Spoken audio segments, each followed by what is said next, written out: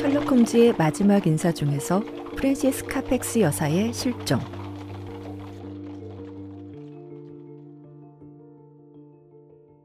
오늘은 홈즈가 왓슨을 출장 보내서 사건을 조사하게 되는데요.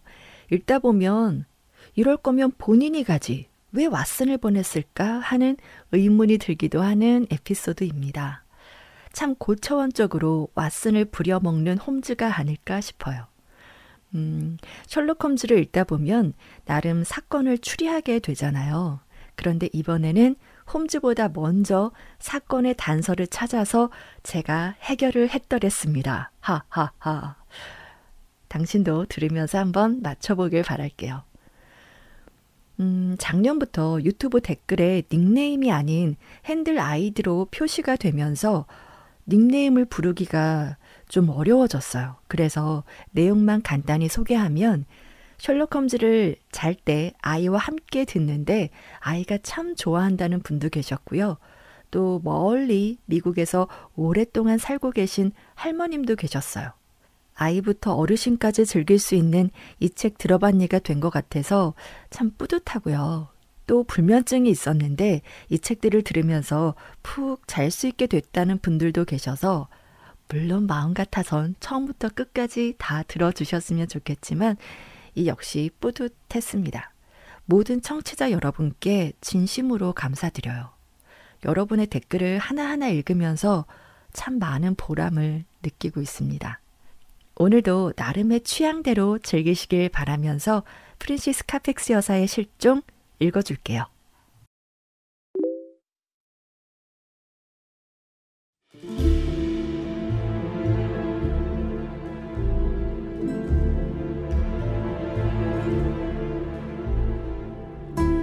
그런데 왜 트리키의 식이지?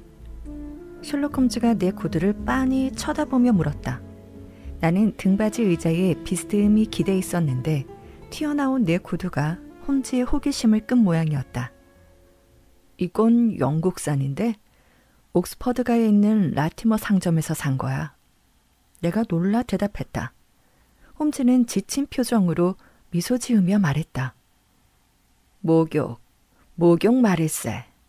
상쾌해지는 영국식 목욕탕이 아니라 왜 비싸고 나른해지는 튀르키예식 목욕탕을 갔냐는 말이야. 아, 왜냐면 나이가 들어서 그런지 요즘 류머티즘 증세가 있어서 그랬어. 의학계에서는 튀르키예식 목욕을 일종의 대체요법으로 보는데 몸에 활력을 주고 기분을 새롭게 하는 효과가 있거든. 그런데 홈즈, 내 구두를 보고 어떻게 내가 튀르키예식 목욕탕을 다녀왔다는 걸 알았지? 둘 사이에 뭔가 논리적인 연관성이 있는 것 같은데 나한테도 설명을 해줄 수 있겠나? 추리의 순서는 그리 어려운 게 아니네, 왓슨. 홈즈가 장난스럽게 눈을 반짝이며 말했다.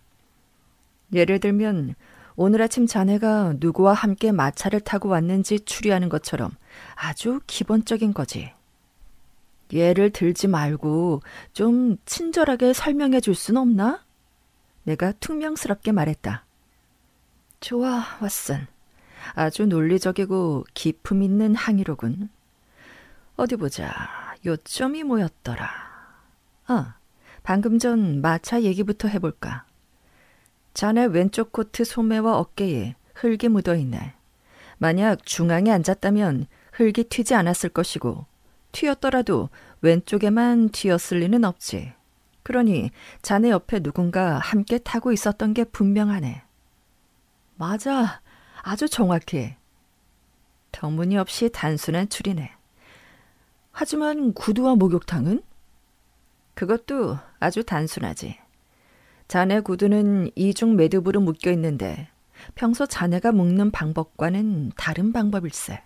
그렇다면 신발을 벗었다가 다시 신었다는 건데. 그럼 누가 끈을 다시 묶어줬을까? 구두 수성공? 아니면 목욕탕에서 일하는 아이? 자네 구두는 거의 새 것이니 구두 수성공은 아닐 거야.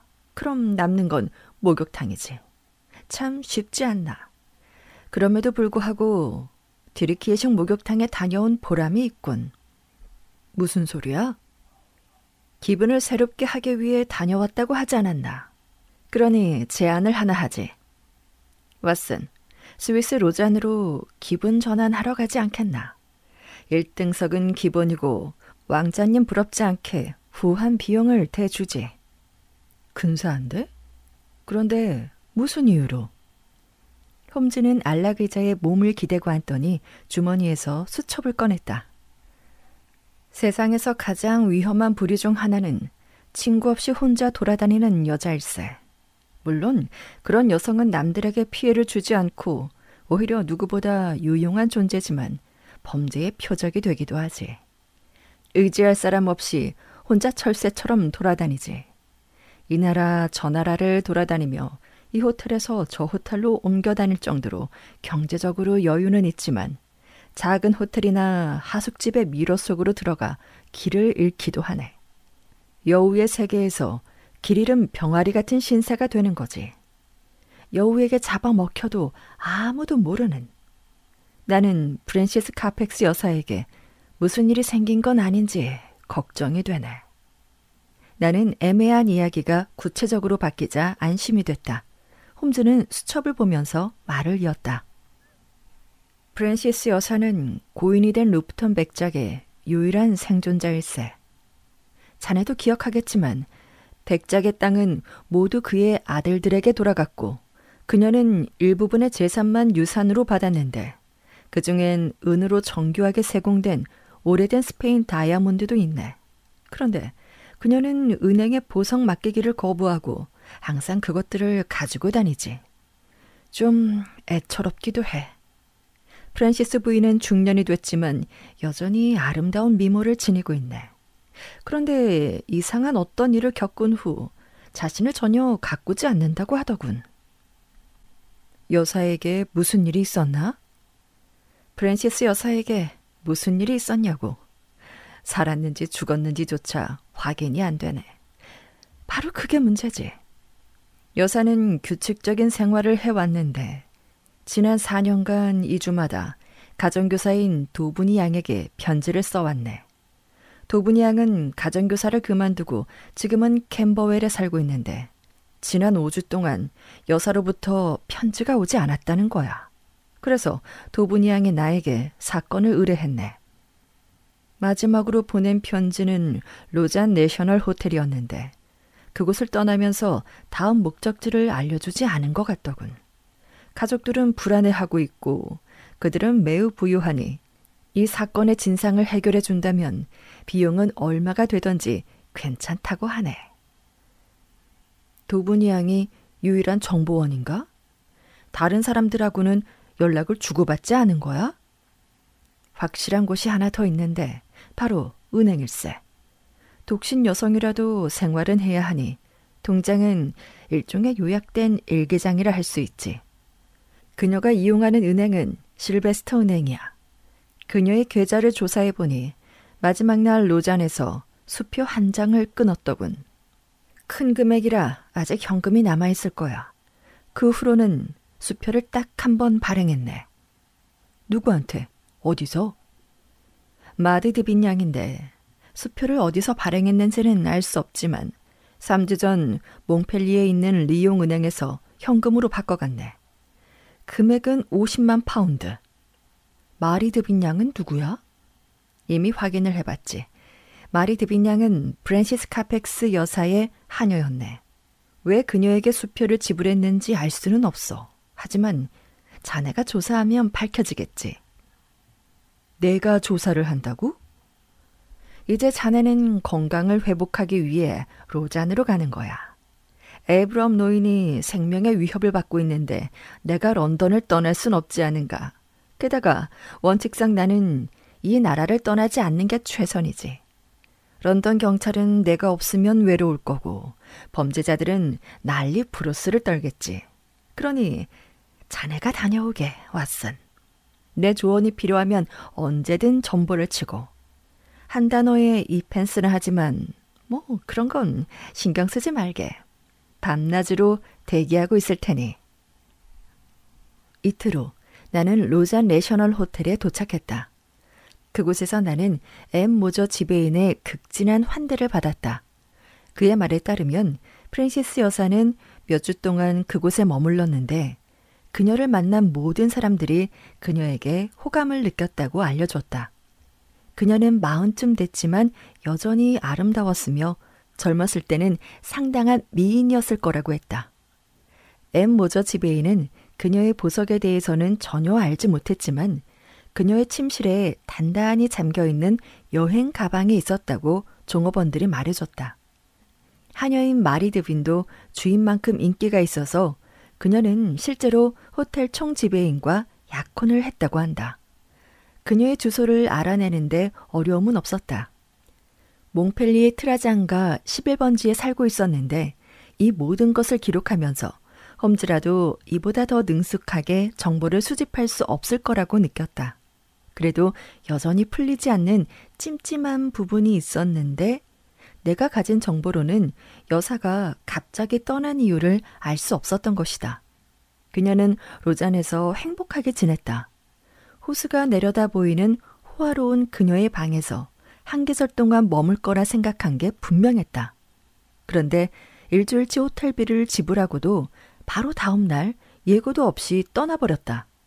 그녀가 갑자기 떠나버린 이유에 대해서는 그녀의 하녀 약혼자인 질 비바트만이 알 수 있었다.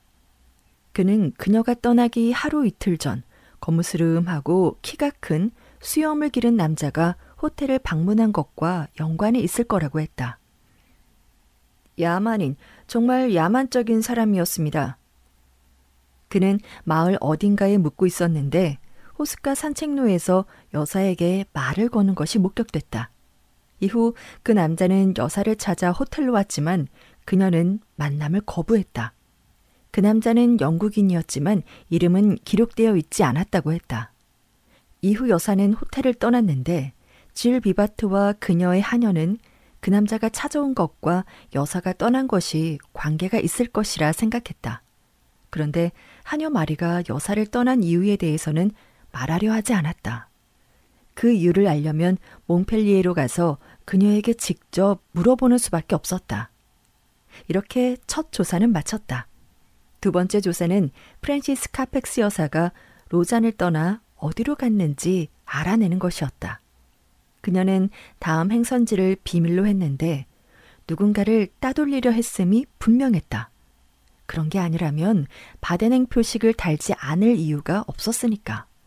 그녀는 알 수 없는 경로로 독일의 라인강 근처 온천에 도착했는데 이 정보는 쿡 여행사의 지배인에게서 얻은 것이다.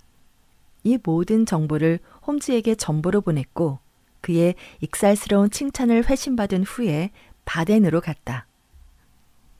바덴에서 여사의 행적을 추리하는 건 그리 어렵지 않았다. 프랜시스 여사는 잉글리셔 호텔에 2주 동안 머물렀으며 그곳에 있는 동안 람미에서 선교 활동을 마치고 돌아온 슐레싱어 박사와 그의 아내를 알게 됐고 외로운 독신 여성이 그렇듯 프랜시스 여사는 종교에서 위로를 얻었다. 플래싱어 박사의 훌륭한 인품과 헌신하는 마음 그리고 선교 활동 중에 건강이 나빠졌지만 회복하고 있다는 사실이 그녀에게 깊은 영향을 미친 것이다. 그래서 여사는 그의 아내를 도와 슐레싱어 박사를 간호했다. 호텔 지배인에 따르면 박사는 온종일 호텔 베란다 라운지 의자에 누워 두 사람의 간호를 받았다고 했다. 박사는 성경에 나오는 미디안 왕국에 관한 논문을 준비하고 있었는데 그와 관련된 팔레스타인 성지 지도를 그릴 준비를 하고 있었다고 한다. 마침내 박사의 건강이 호전되자 그들은 런던으로 돌아갔고 프랜시스 여사 또한 그들과 함께 떠났다고 한다. 불과 3주 전의 말이다. 이후 지배인은 아무런 소식도 듣지 못했다고 했다.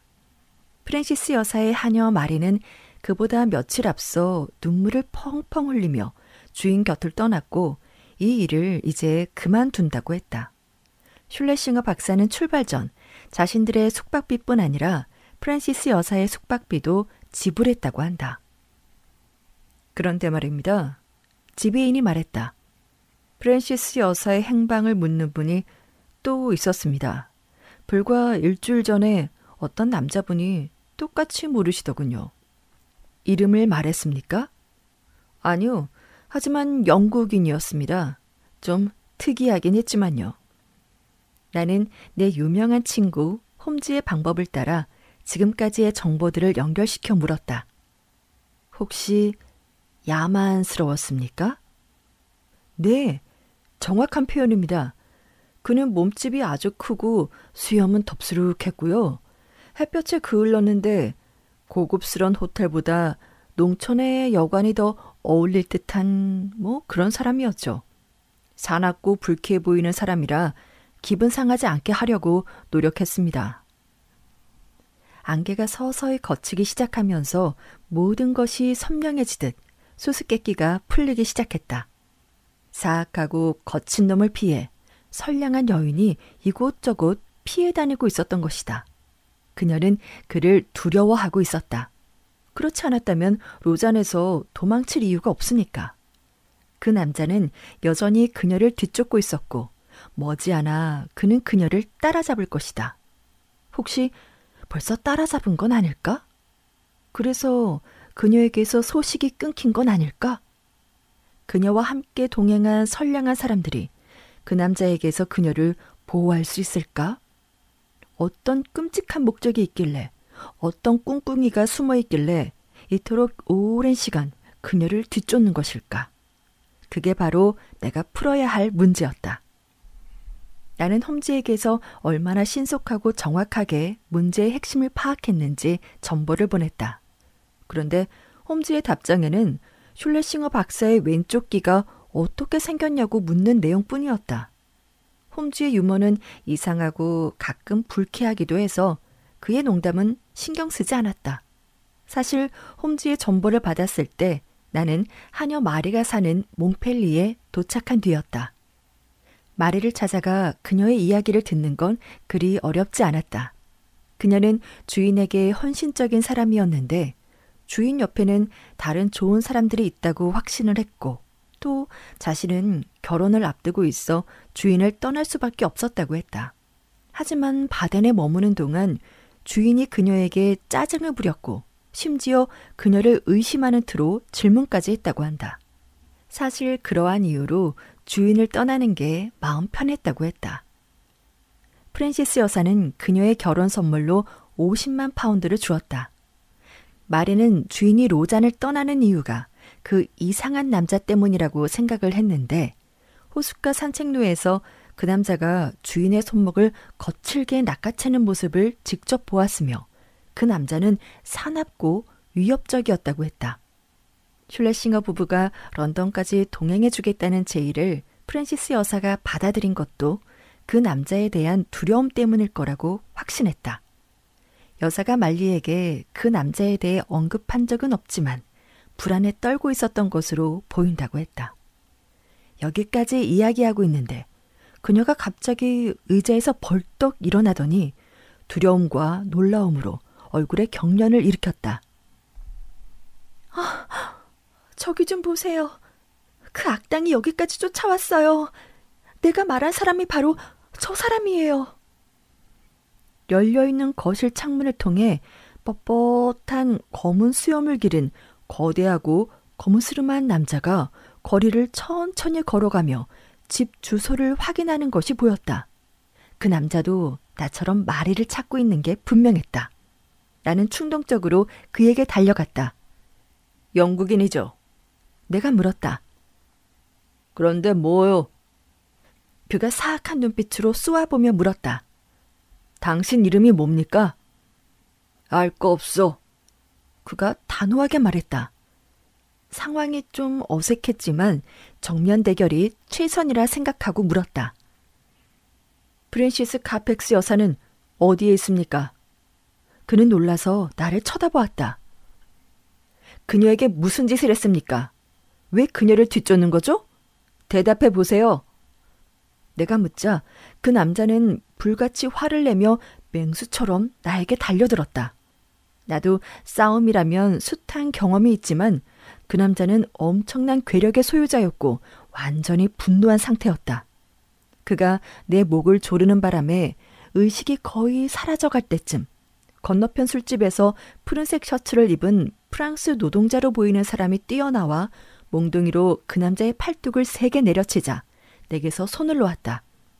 그 남자는 끓어오르는 분노에 다시 한번 나에게 달려들지를 고민하는 듯 하더니 뭐라고 으르렁거리면서 방금 내가 나온 집으로 들어가 버렸다. 나는 나를 도와준 사람에게 감사 인사를 하기 위해 몸을 돌렸다. 왓슨, 엉망진창이군. 급행 열차를 타고 나와 함께 런던으로 돌아가는 게 좋겠네. 1시간 후 셜록 홈즈는 평소 복장으로 내 방 호텔에 앉아 있었다. 갑작스럽지만 적절한 시기에 등장한 그의 설명은 단순했다. 홈즈는 런던을 떠날 수 있는 상황이 되자 내 다음 목적지에 미리 가서 노동자로 변장을 하고 술집에 앉아 내가 나타나기를 기다리고 있었던 것이다. 왓슨, 정말 열심히 조사를 해줬네. 내가 예상했던 대로 할 수 있는 모든 실수는 다 했더군. 사방에 우리가 뭘 하고 다니는지 다 알려준 꼴이 됐어. 아마 자네라도 나보다 더 잘할 순 없었을 거야. 내가 씁쓸하게 말했다. 아마라니, 나는 더 많은 걸 알아냈네. 이 호텔에 필립 그린이라는 귀족이 묵고 있는데 그를 만나면 첫 조사의 출발을 성공적으로 할 수 있을 걸세. 그때 호텔 직원이 명함을 얹어놓은 쟁반을 들고 들어왔는데 그 뒤에 좀 전에 거리에서 나를 공격했던 수염을 기른 악당이 따라 들어왔다. 그는 나를 보자 깜짝 놀라는 것 같았다. 어떻게 된 일입니까, 홈즈 씨? 당신의 메모를 받고 왔는데 이 남자가 이 사건과 무슨 관련이 있죠? 이 사람은 내 오랜 친구이자 동료인 왓슨 박사로 이번 사건을 돕고 있습니다. 그 낯선 남자가 햇볕에 그을린 커다란 손을 내밀며 사과의 말을 전했다. 다치지 않으셨기를 바랍니다. 내가 그녀를 해쳤다고 몰아세우는 바람에 제정신이 아니었어요. 정말이지 요즘은 저도 저를 잘 모르겠습니다. 신경이 예민해져 있거든요. 우선 홈즈 씨, 제가 알고 싶은 건 어떻게 내 존재에 대해 알게 됐느냐는 겁니다. 프랜시스 여사의 가정교사였던 도분이 양에게 들었습니다. 늘 모자를 쓰고 다니던 수잔 도분이 말입니까? 그분을 기억하고 있습니다. 도분이 양도 당신을 기억하더군요. 남아프리카로 떠나는 것이 낫다고 생각하기 전의 일을 말입니다. 제 이야기를 알고 있으니 숨길 필요가 없겠군요. 맹세하지만 홈즈 씨, 이 세상에 제가 프린시스를 사랑한 만큼 한 여자를 사랑한 남자는 없을 겁니다. 나도 압니다. 젊을 때 난 거칠었죠. 하지만 다른 귀족 청년들도 나와 별반 다르지 않았을 겁니다. 하지만 그녀의 마음은 눈처럼 순수했어요. 그녀는 거친 것들을 싫어했죠. 그래서 제 과거에 대해 알게 됐을 때 그녀는 더 이상 나와 말도 섞지 않으려 했어요. 그럼에도 불구하고 그녀는 나를 사랑했습니다.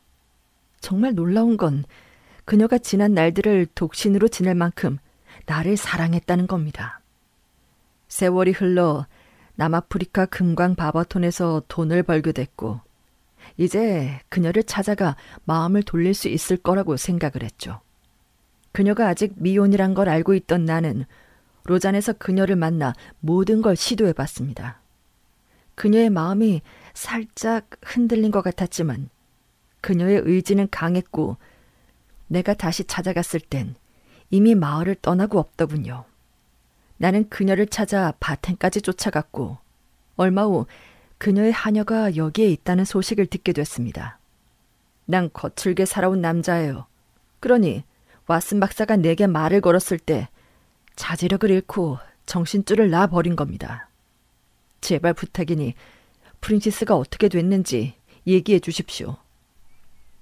우리가 알아내야 할 문제가 바로 그겁니다. 홈즈 특유의 무게를 잡으며 말했다. 그랜 씨, 런던 주소가 어떻게 됩니까? 랭엄 호텔에 묵고 있어요. 그럼 도움이 필요할지도 모르니 런던으로 돌아가 기다려 주시겠습니까? 의미 없는 희망을 드리고 싶지 않지만 프린세스 여사의 안전을 위해 최선의 노력을 다할 테니 안심하셔도 됩니다. 지금은 더 이상 드릴 말씀이 없군요. 명함을 드릴 테니 무슨 일이 있으면 언제든 연락을 하십시오. 자, 왓슨, 어서 가방을 싸게. 허든슨 부인에게 내일 저녁 7시 30분 배고픈 2명의 여행자를 위해 저녁을 준비해달라고 전보를 보내겠네. 우리가 베이커가에 도착했을 때 전보 한 통이 도착해 있었는데 홈즈는 전보를 읽으면서 즐거운 듯 탄성을 내지르며 전보를 내게 건넸다. 베였거나 찢긴 듯함? 바덴에서 온 전보였다. 이게 뭐야? 내가 물었다. 사건의 모든 것. 홈즈가 대답했다. 내가 슐레싱어 박사의 왼쪽 귀에 대해서 물었던 거 기억하나? 자네는 내 회신을 씹더군. 아, 이미 바덴을 떠난 후라 조사할 수가 없었어. 그래, 그랬겠지. 그래서 잉글리셔 호텔 지배인에게 똑같은 정보를 보냈고 이게 그 회신일세. 이게 무슨 뜻인데? 왓슨, 이건 우리가 엄청 똑똑하고 위험한 남자를 상대하고 있다는 뜻이야. 남아프리카에서 선교 활동을 했다는 슐레싱어 박사는 다름 아닌 호주 출신의 가장 파렴치한 악당 중 한 명인 홀리 피터스야. 호주는 짧은 역사를 가지고 있지만 많은 범죄자들이 득실거리지. 그자의 특기는 외로운 여성들에게 접근해 종교적 신앙심으로 유혹을 하는데 그의 아내인 프레이저라는 이름의 영국 여성이 조력자야. 그자의 범죄 수법을 알고 있어서 짐작은 했는데 신체적 특징까지 확인을 했으니 이제 확실해졌네. 그자는 1889년 애들레이드의 술집에서 싸움을 벌이다 귀를 심하게 물어뜯긴 적이 있거든. 불쌍한 프린세스 여사는 잔인한 악당 부부의 소나기에 걸려든 거지. 그녀는 이미 죽었을 가능성도 있네. 그렇지 않다면 감금 상태에 있어서 도분양이나 다른 지인들에게 편지를 쓸 수 없는 상황인 거지. 런던에 도착하지 못했거나 런던을 지나갈 수도 있지만 전자일 가능성은 적네. 외국인 등록 제도 때문에 유럽 대륙 경찰을 속이는 게 쉽지는 않거든. 후자일 가능성도 적어. 다른 사람 눈에 띄지 않게 사람을 가둘 수 있는 곳 중 런던만큼 좋은 곳도 없으니까. 하지만 내 모든 촉은 그녀가 런던에 있다고 말하고 있지. 그렇지만 그녀가 어디에 있는지 알아낼 방법이 없으니 할 수 있는 조치를 취해놓고 일단 기다려보는 수밖에. 저녁을 먹고 끈기 있게 기다려보자고. 그리고 저녁 늦게 산책 삼아 런던 경찰서에 들러 레스트레이드를 만나볼 생각이야. 하지만 런던 경찰도 작지만 매우 효율적으로 움직이는 홈즈의 조직도 수수께끼를 풀기에 충분하지 않았다.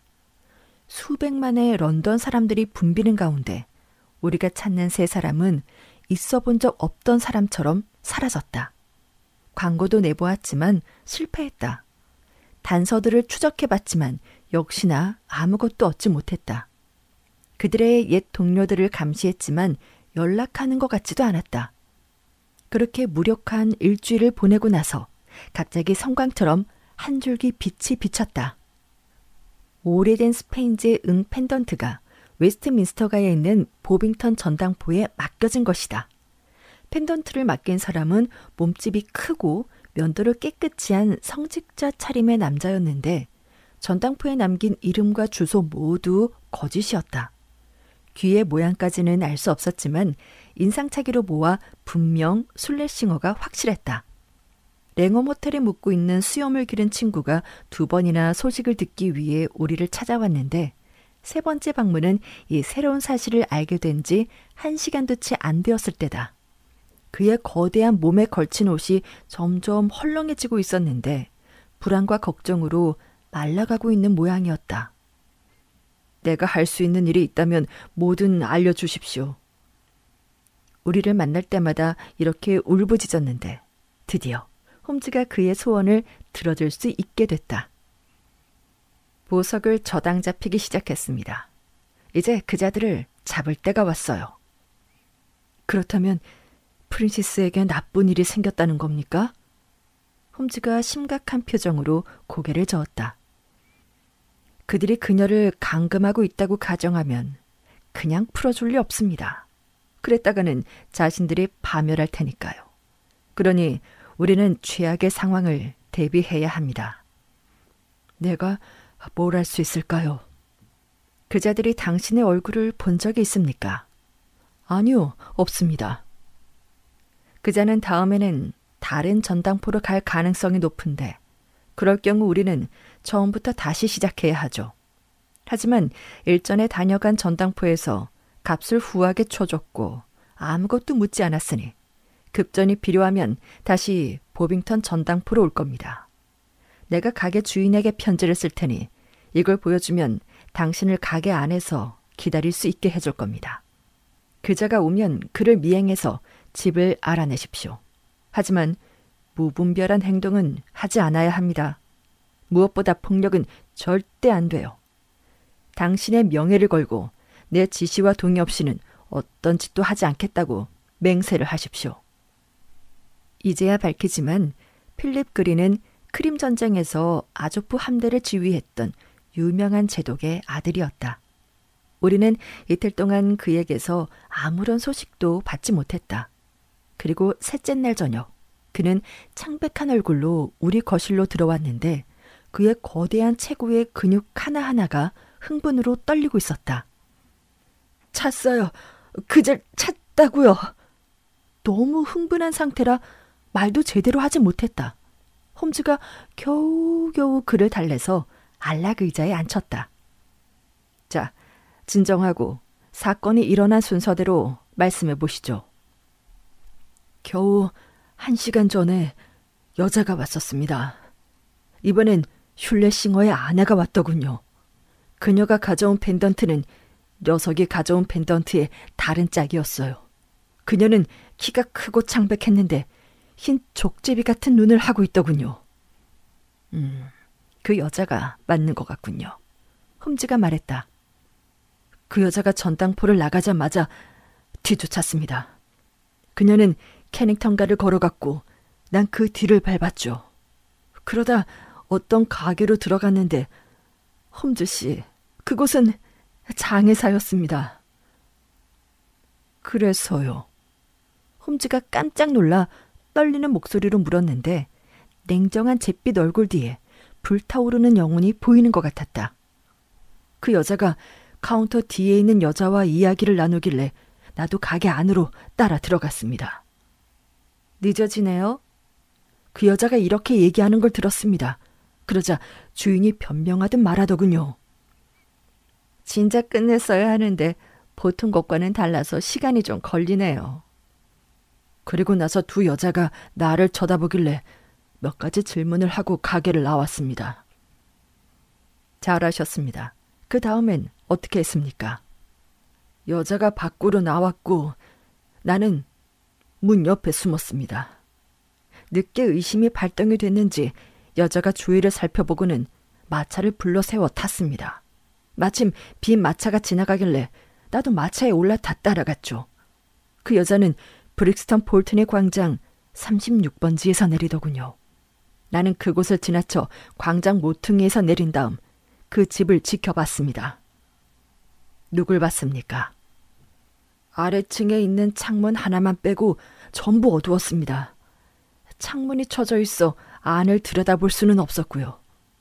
광장에 서서 다음에 내가 무엇을 해야 할지 생각하고 있는데 덮개가 씌어진 마차 한 대가 도착하더군요.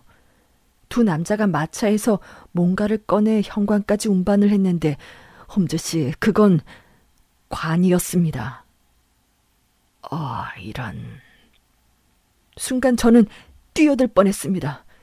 그 남자들이 관을 가지고 들어가기 위해 현관문을 열었는데 문을 연 사람은 아까 그 여자였어요.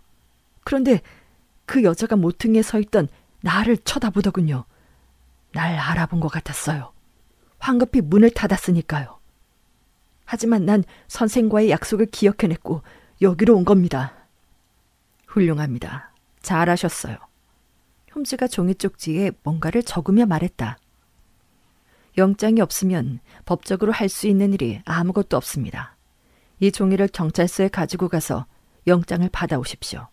그게 지금 할 수 있는 최선입니다. 약간의 어려움이 있을 수 있지만 프린세스 여사의 보석을 판매한 것만으로도 발부의 사유는 충분하니 레스트레이드가 세부적인 사항은 처리해 줄 겁니다. 하지만 그동안 그들이 프린세스를 죽일 수도 있어요. 그들이 관에 넣으려고 하는 사람이 그녀 말고 누가 있겠습니까? 그린 씨, 우린 할 수 있는 모든 것을 할 겁니다. 한시도 지체하지 않을 거예요.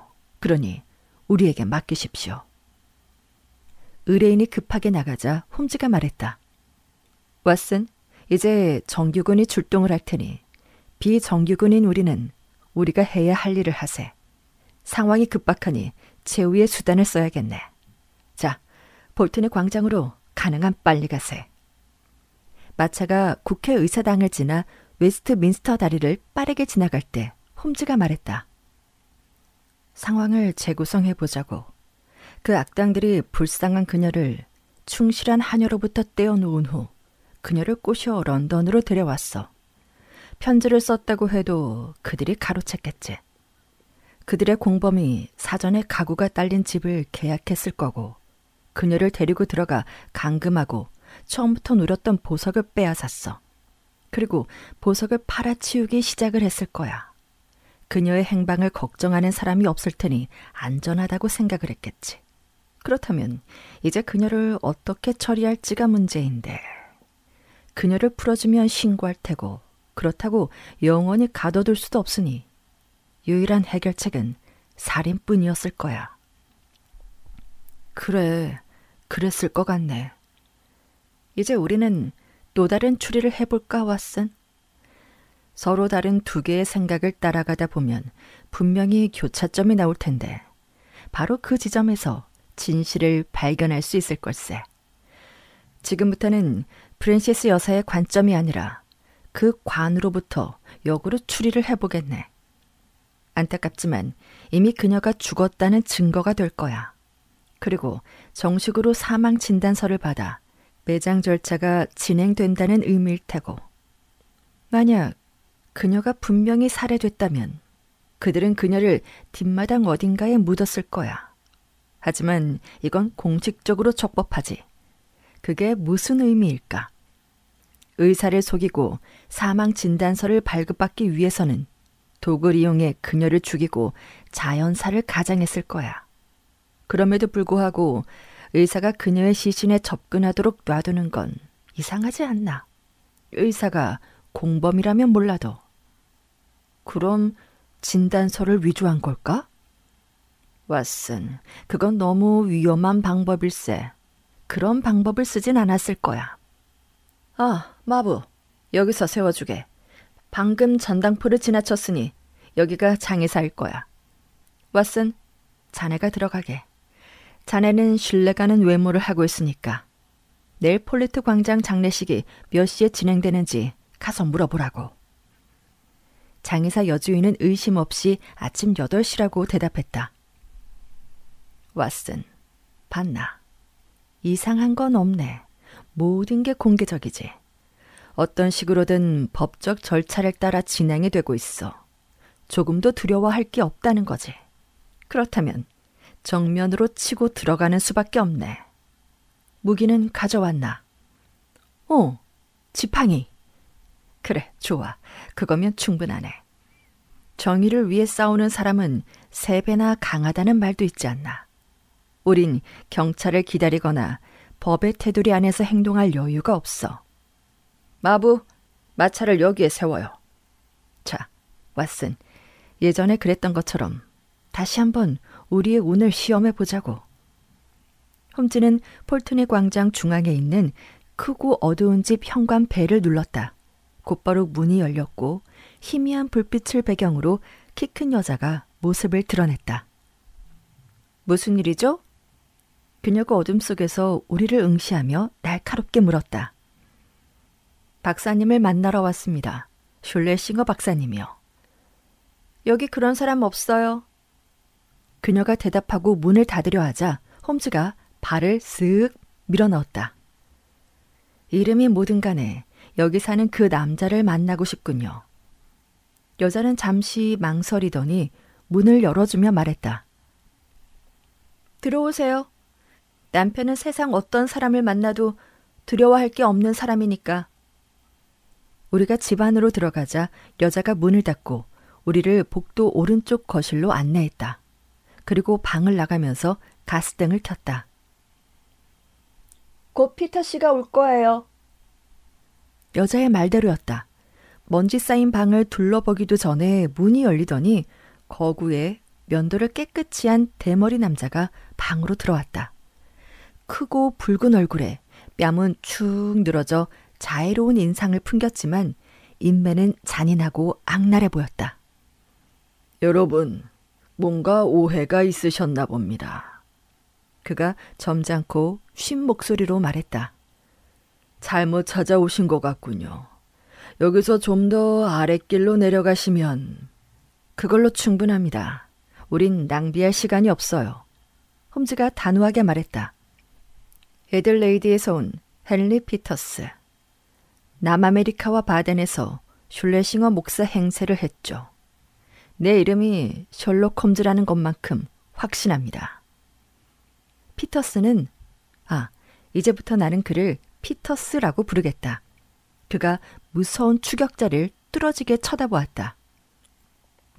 홈즈 씨, 당신의 이름이 나를 위협할 수는 없습니다.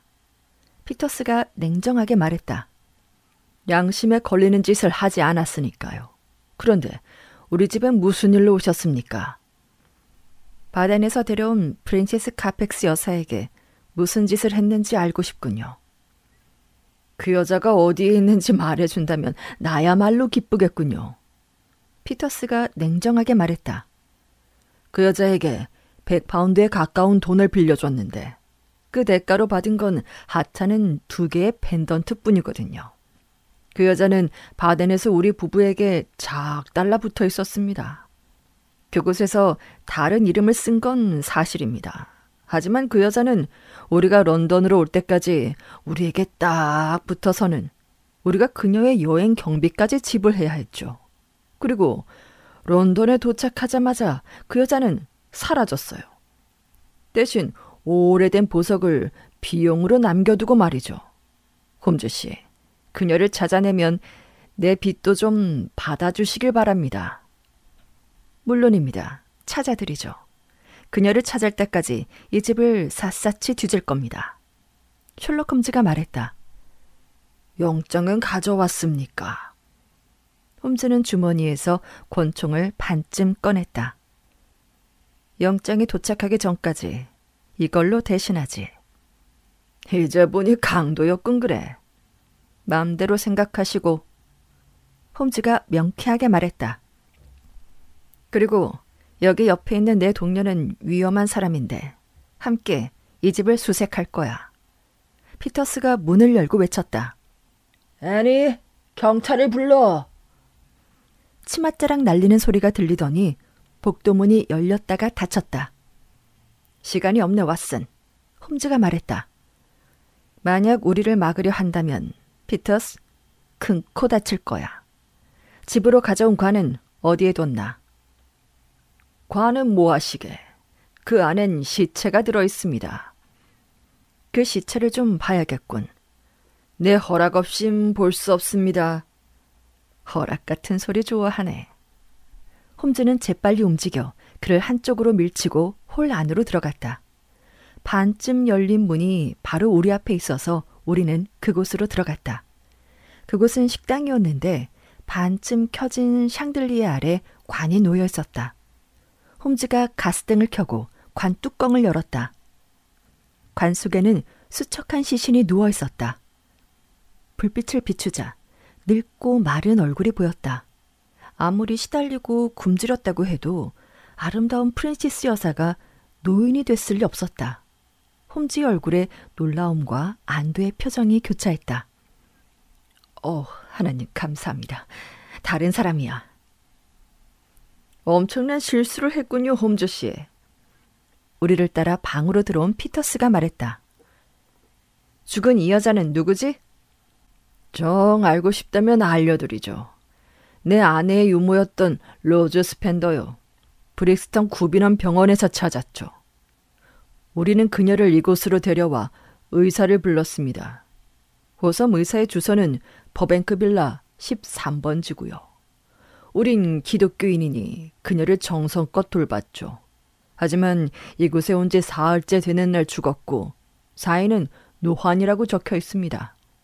물론 이건 의사의 진단이고 홈즈 선생이라면 다른 사인을 밝혀낼지도 모르겠군요. 우린 케니턴과 스팀슨 장의사에게 장례식을 의뢰했고 내일 아침 8시에 매장을 진행할 겁니다. 홈즈 씨, 뭐라도 찾았습니까? 당신은 어리석은 실수를 저질렀고 그걸 인정하는 게 좋을 거요. 프랜시스 카펙스 여사인 줄 알고 관뚜껑을 열었다가 90세 노파를 발견했을 때 당신의 굳어진 얼굴을 사진으로 한 장 찍어놨어야 하는 건데 이런 아쉽군요. 상대의 야유 속에서 홈즈의 표정은 침착했지만 그의 꽉 찐 주먹은 극심한 약오름을 참고 있음이 분명했다. 이 집을 샅샅이 뒤져주지. 아니 그래도 이 사람이... 피터스가 외쳤다. 그때 여자의 목소리와 함께 묵직한 발걸음 소리가 들려왔다. 곧 아시게 될 거예요. 여깁니다. 들어오세요, 경관님들. 이 사람들이 우리 집을 쳐들어왔는데 그들을 내보낼 수가 없으니 제발 저들을 쫓아내주세요. 문 앞에 서 있는 경사와 순경에게 홈즈가 명함을 건넸다. 제 이름과 주소입니다. 여기는 제 동료 왓슨 박사고요. 잘 알고 있습니다. 만나 뵙게 돼서 반갑습니다. 하지만 영장 없이는 들어가실 수 없어요. 경사가 말했다. 물론 잘 알고 있습니다.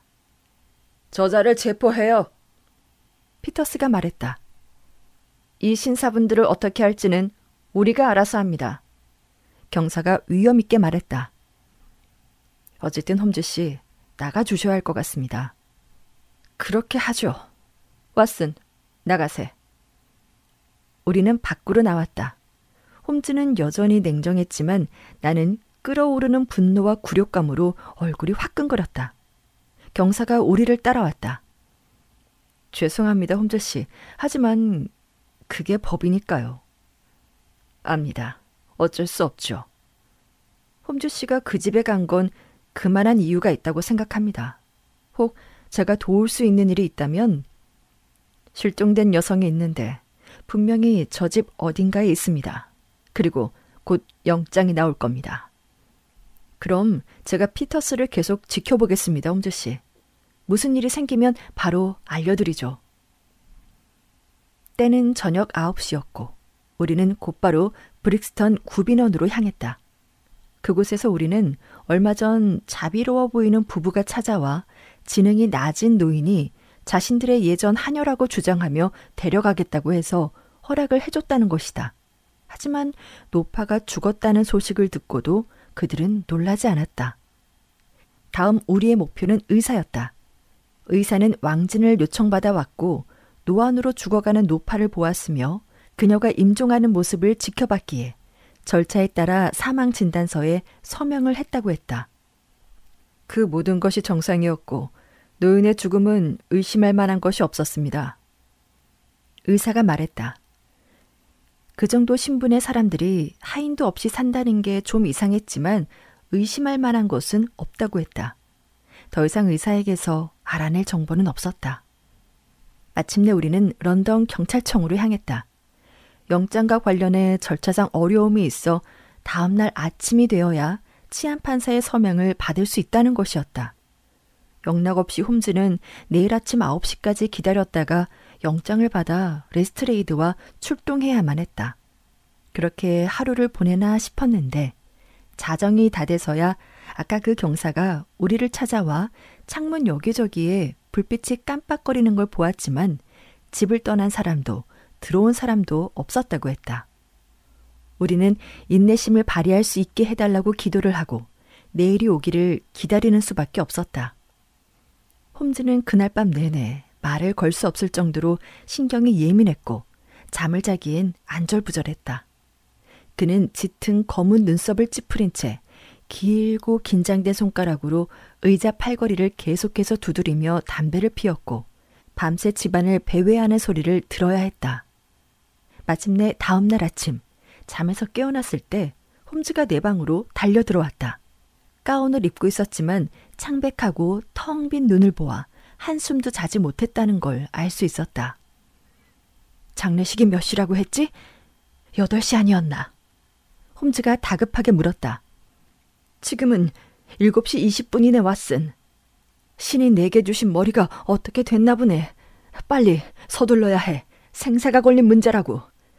살아날 확률은 1밖에 안 되지만 어쨌든 제때 도착하지 못한다면 난 결코 나 자신을 용서하지 못할 걸세. 5분도 지나기 전에 우리는 마차를 타고 베이커가를 전속력으로 달리고 있었다. 우리가 빅벤을 지날 때는 7시 35분이었고 브릭스턴가를 달릴 때는 8시였다. 하지만 늦은 건 우리만이 아니었다. 10분이 지났는데도 장의사의 마차는 여전히 그 집 문 앞에 대기 중이었고 우리가 탄 말이 거품을 내뿜으며 멈춰섰을 때 세 사람이 관을 들고 현관을 나서고 있었다. 홈즈는 손살같이 달려가 그들을 막아세웠다. 관을 다시 갖다 놔요. 지금 당장 제자리에 가져다 놓으라고. 홈즈가 맨 앞에 있던 남자의 가슴에 손을 얹으며 말했다. 도대체 이게 무슨 행패입니까? 다시 한번 묻겠습니다. 영장은 가져왔습니까? 분노한 피터스가 얼굴을 붉히며 소리쳤다. 영장은 곧 도착할 겁니다. 그때까지 관은 집 밖으로 절대 나올 수 없습니다. 홈즈의 권위 있는 목소리에 관을 운반하던 사람들이 순순히 명령을 따랐고 피터스는 집 안으로 사라졌다. 왓슨, 서둘러. 여기 스트루 드라이버가 있네. 남자들이 관을 테이블 위에 내려놓자 홈즈가 소리쳤다. 여기 드라이버로 1분 안에 뚜껑을 열면 금화 1파운드를 주겠네. 아무것도 묻지 말고 어서 뚜껑을 열어요. 그래, 하나 더. 그리고 또 하나 더. 저기도. 자, 다 같이 뚜껑을 들어 올리는 겁니다. 자, 힘내요. 좋아요. 됐습니다. 우리는 단합해 관 뚜껑을 열었다. 그 순간 지독한 클로로포름 냄새가 코를 찔렀다. 항구에 시신이 누워 있었는데 얼굴에는 마취약에 흠뻑 젖은 솜이 시신을 덮고 있었다. 홈즈가 솜을 걷어내자 미모의 중년 여성의 얼굴이 드러났다. 홈즈는 순식간에 그녀를 팔로 감싸 일으켜 앉혔다. 왓슨, 어떤가? 살아있나? 살아날 가능성은 있어? 우리가 너무 늦은 건 아니겠지? 30분 동안 애를 써봤지만 이미 늦은 감이 있었다. 손뭉치 때문에 숨을 쉬기 어려웠을 테고 클로로포름의 독성으로 프랜시스 여사는 다시는 호흡이 돌아올 수 없을 것 같았다. 그래도 인공호흡을 시도했고 에테르를 주입했으며 할 수 있는 모든 의학적 조치를 취하자 미세한 눈꺼풀의 떨림, 콧김으로 거울에 흐릿하게 김이 서리면서 천천히 그녀의 생명이 돌아오고 있는 걸 알 수 있었다. 그때 마차가 멈추는 소리가 들리자 홈즈가 커튼을 치고 밖을 내다보았다. 레스트레이드가 영장을 가져왔지만 이미 새들은 날아가 버렸네. 홈즈가 말했다. 이어서 복도를 걸어오는 묵직한 발자국 소리가 들려왔다. 우리보다 그녀를 더 잘 보살펴줄 사람이 왔군. 어서 오십시오, 그린 씨. 프랜시스 여사를 빨리 병원으로 옮겨야 합니다. 그리고 장례식은 진행이 되어야 하죠. 관에 누워 계신 불쌍한 노파를 안식처로 보내드려야 하니까요. 그날 저녁 홈즈가 말했다. 왓슨, 이 사건을 자네 기록에 추가할 생각이라면 말이야. 아무리 균형 잡힌 정신이라 하더라도 한순간 실수할 수 있다는 걸 보여주는 좋은 예가 될 걸세. 이런 실수는 사람이라면 누구나 하는 법이지. 하지만 위대한 사람은 실수를 인식하고 고칠 수 있는 사람이야. 그런 면에서 나라면 명예를 주장해도 되지 않겠나. 어젯밤 난 한 가지 생각에만 몰두했네. 단서가 될 만한 말이나 주의를 너무 쉽게 놓친 건 아닐까 싶어서 말이야. 그러다 새벽녘에 갑자기 그 말이 떠오르더군. 필립 그린이 말했던 장의사 부인이 했다던 말 말이야. 진작 끝냈어야 하는데 보통 것과는 달라서 시간이 좀 더 걸리네요라는. 그건 바로 관에 관한 이야기였어. 그 관은 특별히 제작이 됐다는 의미였는데 왜? 무슨 이유로 그런 주문을 했을까? 순간 관은 깊고 넓은데 바닥에는 야윈 시신이 누워 있었던 게 떠오르더군. 이렇게 작은 체구의 시신을 그렇게 큰 관에 넣는다고? 분명 다른 시신을 더 넣기 위해서였어.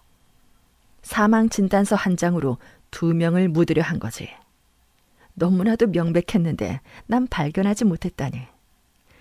8시에 프린세스 여사는 매장될 판이었으니 유일한 방법은 한 가지뿐이었네.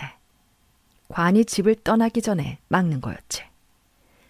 여사가 살아날 가능성은 희박했지만 결과가 말해준 것처럼 운이 좋았네. 내가 알기로 그들은 살인을 저지른 적이 없었어. 막상 마지막 순간이 되자 실행할 용기가 없었겠지. 그래서 그녀가 어떻게 죽었는지 알 수 없도록 땅에 묻으려 했을 거야.